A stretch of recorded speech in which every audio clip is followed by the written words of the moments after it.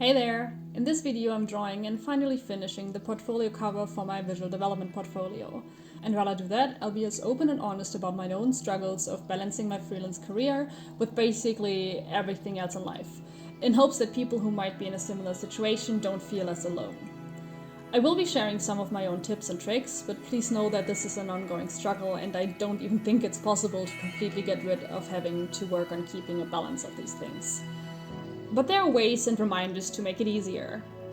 Before we get into that though, I'll be giving you a little bit of context for this illustration right here. My bachelor project, Visual Development Prototype, was an aromantic retelling of Hans Christian Andersen's The Little Mermaid, including a solar punk scientist instead of a prince. That scientist and the mermaid are the two characters you see right here, being very excited about this glowing flower that just bloomed for the very first time. It's not really a key moment in the game so far, but for sure a key moment of their relationship, and I've had the idea for this very moment way before drawing this illustration.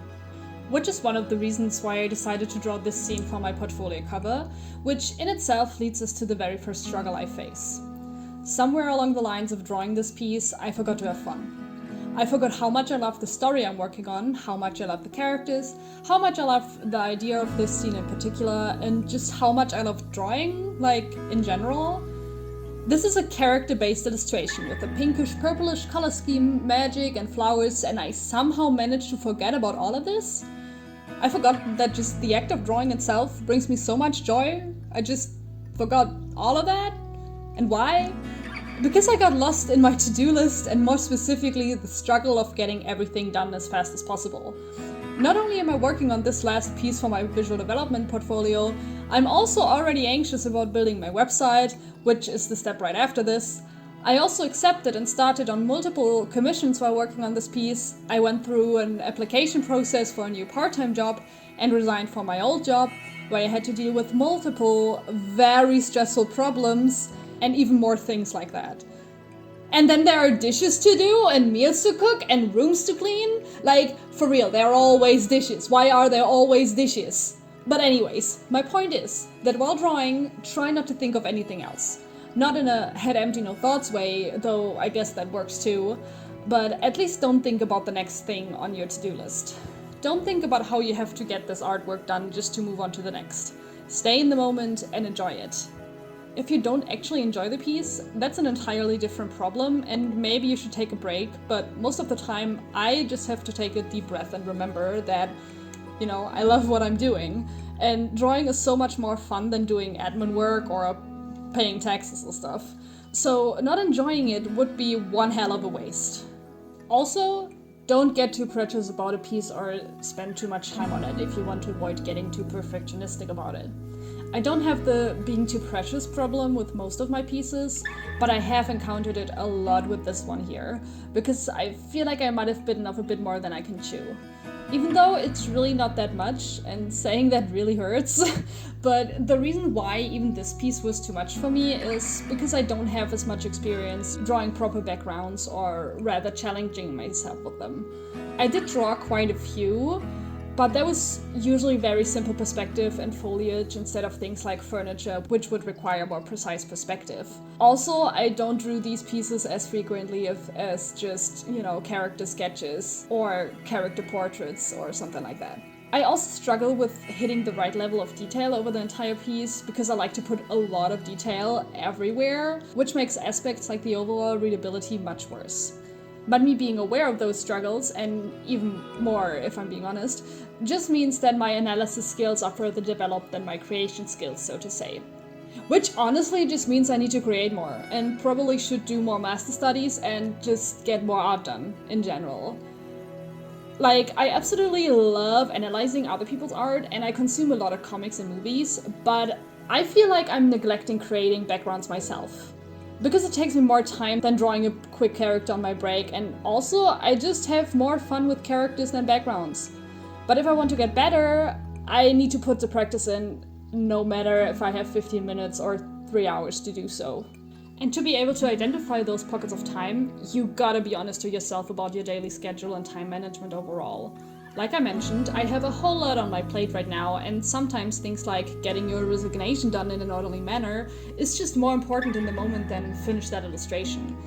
And if you're unlucky, lots of time-sensitive to-dos just come one after another, and suddenly you feel like you haven't done anything in weeks. Because the things you did weren't even a thing yet when you created said to-do list.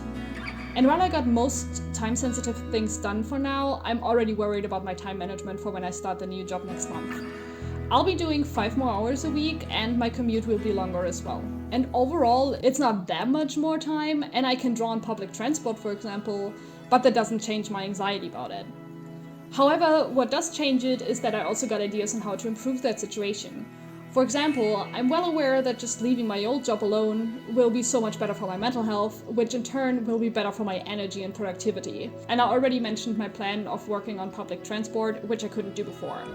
So realistically speaking, there's some worrying, but also many positive aspects, and I have plans on how to handle the inconvenient parts of it all. But that doesn't erase my anxiety completely, so part of it also is to just accept that I'll have to take more breaks for myself. And that might be a bit annoying at first glance, but it's better than ignoring that and pushing myself too hard and then delivering less and worse work because of it. And honestly, if I set my goals accordingly, be smart about task switching and my time management overall, I don't think I'll be losing as much time as I feel I will. Something that's very important for time management is to be aware of how long things will take and which steps you already took towards it. For example, I feel like I haven't done much because I've spent many months on my visual development portfolio alone. But in those months, I almost finished an entire portfolio with many new pieces, and I've also done multiple commissions and led 2 workshops. So it's not like it's taking so long because I'm not doing anything, but that's easy to forget when you keep moving the finish your Vistav cover to do from day to day and week to week. The knowledge you gained from those past experiences helps with guessing how long a new project will take, but please plan extra room for unexpected steps. Because let's be honest, and take my new portfolio website as an example here. Building a website is hard. I mean, I read an entire book about graphic design, and my bachelor had lots of overlap with graphic design, and I do have a plan for the visual parts of it all, but the execution, like the visual planning part, was actually fun and relatively quick, and I felt like I knew what I was doing, even though I feel like that's the part people are most intimidated by. At least that's what I feel based on online conversation. But just understanding which website host to choose, which website builder, should I just go with one of the many websites you always see on YouTube ads? Then you have to read the terms and services and understand the copyright clauses in there and how that relates to the overall copyright laws in Germany and Europe, because somehow they're also sometimes different. And I still don't know if I should choose the WordPress host or a different one, and if so, which one and which model, and just so many questions I didn't even know were coming up. There's so much to learn I didn't even know that I didn't know. And I do want to know and understand these things, but y'all, I feel like the more I learn, the more things I find I should learn. Like, please tell me how I got from do I want a hamburger menu or a floating menu for my website to what's the BGETEM and do I need their accident insurance as a freelance illustrator? Like, I was there and I still can't tell you how I got from A to B. So yeah, even if you think you know what to do, there are so many hidden steps you only discover while working on the project, so don't get discouraged by them. But I also think parts of those steps belong to the focus on the task at hand and write the new question down for later list. Because, y'all, I feel like I would never finish anything because everything feels so pressing in the moment. And I mean, I guess they also are, but I literally cannot do everything in the same minute. So focus on the project at hand, only do the steps that are really necessary to reach your current goal, and have a list of other things you might want to take care of once you got time on the site. Maybe by batching things together, but how to get stuff done without pushing things off all the time is a topic for another video. Another thing that might as well be its own video, but I want to at least quickly mention here, is to be proud of the things you finished. And remember the not so visual steps like research or other things as well. And do not undervalue things because they feel easier now than before you did them.